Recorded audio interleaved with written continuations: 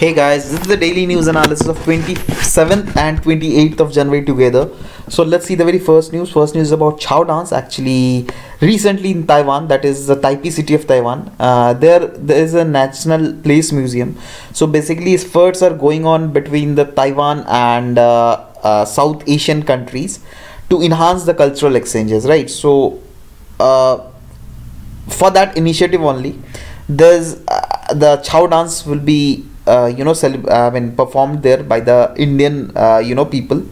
So let's deal about what this Chow Dance is, guys. It is basically practiced in the eastern part of India, all right, and the episodes are basically being influenced by the Hindu epics, as well as the movements in this Chow Dance are inspired by animals, birds, martial arts, tribal as well as folk customs, right?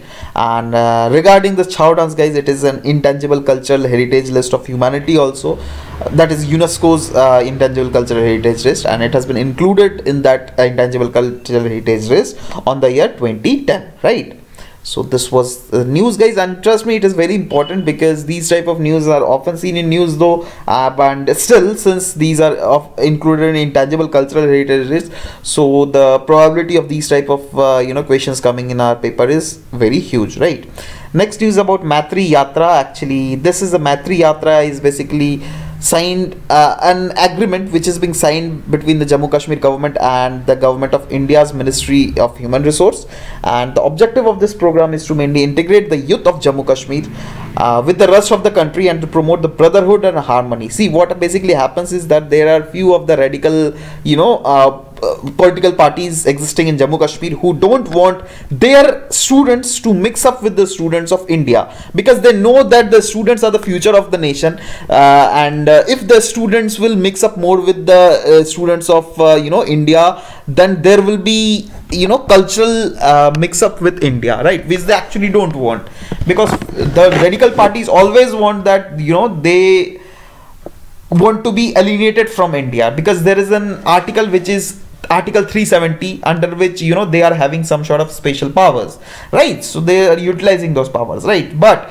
still, the government of Jammu Kashmir and the Ministry of Human Resources have signed a memorandum of agreement so that the student exchange program could be promoted, so that the student of both the regions could get to know the culture of both the regions, basically culture, languages, and brotherhood and harmony, so that these brotherhood and harmony can in future dates it can be enhanced in both the regions, right? So that's why this SMAWTRA Yatra was. Next news about China has recently released an Arctic policy. Actually, this is a document which has been drawn by the China in order to picture China's views on the economic possibilities of the region of Arctic region. Now, where is the Arctic region situated, guys? It is situated around North Pole, right? So don't confuse it with the South Pole region, right? So basically, under this Arctic policy, basically in this document, China has focused its attention on few of the major aspects. Like the first aspect is the creation of Polar Silk Road, basically. And if you see the Polar Silk Road, guys, so China wants that like the Silk Road, what they are making around the world, like that kind of Silk Road only they will carry out through the polar region also, because due to the global warming, it is being seen that the ice of the Arctic region is they are getting melted down, right? So it is a huge possibility that in future that regions that region becomes conducive for the transfer of this shipping routes also, right? So that's why China is focusing on the region, right? And this region is being focused by China just because of the reason that before 1 or 2 years, few of the steps has also been taken by the Russia, under which Russia wants that region to be explored, right? Because see, there's an international convention in which the countries don't want to explore the Arctic region, because that Arctic region is considered very sensitive per se of the environmental factors, right? So they don't want to do any any things so that region could be destabilized from environmental perspective. But Russia has came up with a nuclear ship, under which there was a criteria that if if the ship will go, and if in between there comes any sort of big what you can say, a big ice cube, then that ship will still pass by that ice cube, breaking that ice cube. Means China has came up with a policy so that these kind of policies which will directly or indirectly put a negative impact on the region of Arctic region, right? So that's why China is also following the footprint of Russia. All right, and China has said that we are also coming with this Arctic policy, which is indeed not beneficial for the ecosystem of Arctic region, right? And China is also doing this because presently China's trade route is going mainly through the Strait of Malacca, right? So that is a choke point for China, because if that choke point is getting blocked by any of the powers, right? Say for example the powers who is having the dominance there, like United States of America. So in that case, China will have no other options to carry out its trade, right, through a shorter route, right? So that's why China is exploring different regions, right? And that is one of the region also, that is this China is very much determined to build up this polar Silk Road. Next aim of this China through this Arctic policy is the exploration of oil and gas, minerals and other living resources, whatever is present in Arctic region. Third aim is for China to utilize the fisheries and the living resources capacity that is existing on that region, right? And the fourth aim of China is to develop the Arctic tourism over that region. Next news is about a mission which is called Remove Debris mission. Basically, this is a mission which has been launched in order to test different methods to clean up the space junk in getting ready for launch. Basically the mission of this Remove Debris mission is to clear the space junk. Now those space junks will be cleared under this mission, which are created by human, right? They are artificial space junks. Like sometimes what happens is, say for example you are launching any sort of satellite, right? And if some part of satellite is getting broken, right, so that broken part will also move out in space in the orbit in which the satellite has been launched, right? So in future it is a probability that if you are launching your satellite, means not only say for example any other country is also launching if their satellite, then it is high probability that space junk could hit that satellite. And if a very small particle of also space junk is hitting a well functioning satellite, then it is a huge probability that the functioning of that new satellite will totally be devastated. All right, so that's why they have come up with this Remove Debris mission, under which key active debris removal technologies will be demonstrated at a low cost mission, right? And this project will be coordinated by different mission partners, those we don't have to remember, but the main thing was what is this debris and what are the negative repercussions if those debris hits any satellite, right? So those are things which we should remember. And regarding this mission, guys, this mission will basically comprise of a main satellite platform under which there will be deployable CubeSats, right? And those CubeSats will further target the debris material in order to demonstrate different kind of technologies like net capture, harpoon capture, right, vision based navigation, drag sail, deorbitation. So these are a few of the technologies which will be demonstrated by this active debris removal technology. Next news is about Delhi Declaration, basically, guys.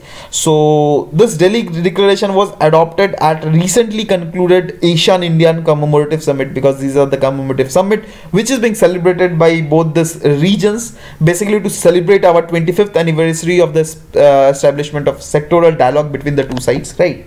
So few of the under this Delhi Declaration, few of the things has been declared, signed between both the countries, that we will enhance our trade ties, our economic ties, our different kind of ties. Those were ties we're going to discuss. So the first tie will be regarding the counter-terrorism measures. Both the regions will give their 100% in deploying measures which are counter-terrorism measures, right? And basically comprehensive approach will be taken regarding combating this terrorism phenomena, because this terrorism phenomena is some sort of phenomena which is seen rising in these regions only, right? And also the different countries has been urged to do away with this transitional crime that is happening in these regions, like smuggling, drug trafficking, illicit drug trafficking also. Like, so guys, see, northeastern, I mean the Southeast Asian region is a region where there exists a golden triangle, right? So that is the reason why there is a huge drug trafficking also, right? So those smugglings could be reduced, and in future the cyber crime phenomena also which is happening, those can also be countered by the countries of these two regions, as well as the trafficking in persons also happens, due to which the phenomena like prostitution occurs, right? So the aim is also to do away with all those negative phenomena, right? And also guys, I mean under this Delhi declaration, there has been reform from both the sides to maintain and promote the peace, stability, maritime security and safety, as well as freedom of navigation over the region of Indian Ocean, right? Next news is about Global Center for Cybersecurity, though we have already discussed it, but that time when we have discussed, that was a news that it was said that it is going to establish, but now in World Economic Forum this decision has already been taken that yes, it will be established, and it is basically a bit to safeguard the world from hackers, because there has been growing cases of data breaches all over the region of the world, right? So it is being, I mean all the governments are taking, I mean coming at a single platform, and it is a kind of multi-stakeholder approach in which there will be collaboration of different global partners, in which they will and those global partners will be belonging from different governments, of course, because governments are only participating directly, but also it will compose of different IT expert, business, law enforcement agencies. All right, so they will collaborate on cybersecurity challenges, and they will come up with this ideas so that the cybersecurity challenges could be minimized all over the world. But now the problem, I mean though this is a borderless problem guys, but up till now it was seen that the countries are taking the steps isolatedly, right? But since this Global Center for Cybersecurity will be a multi-stakeholder approach, so it will be seen in future that the countries will come up together, right, and fight this menace.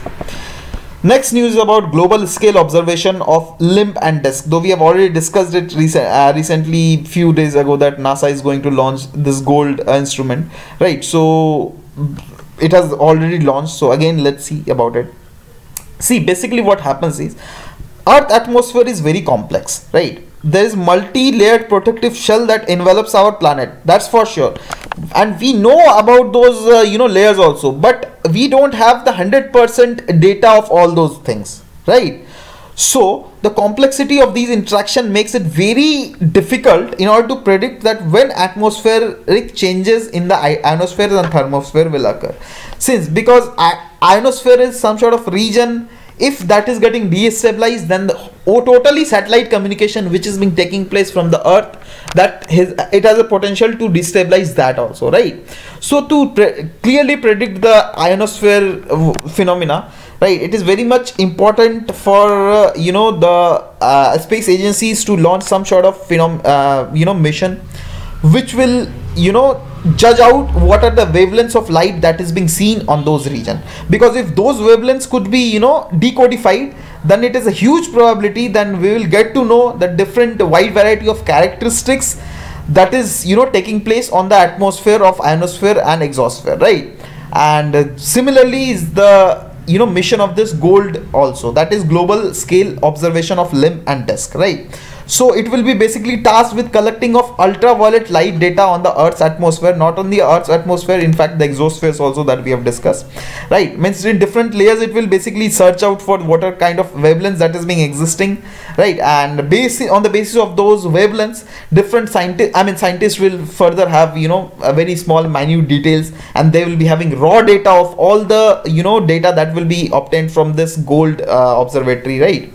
And indeed it will help in coming generation to discover many things, because see, before the discovery of this satellite communications and all, further, first what the scientists have done, they have done some sort of measurement, right? On the basis of those measurements, they have come up to the conclusion that okay, it is possible for the satellite communications also to be done with the ionosphere, right?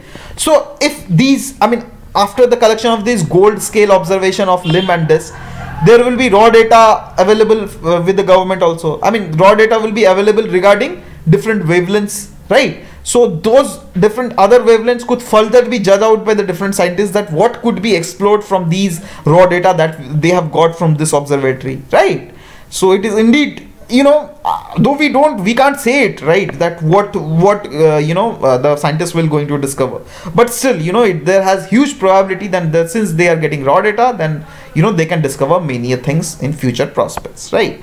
So this was about this gold news, guys, and yeah, we'll meet in tomorrow's class, guys, and till then, bye bye, take care, and keep on watching my videos, guys. Bye bye, take care.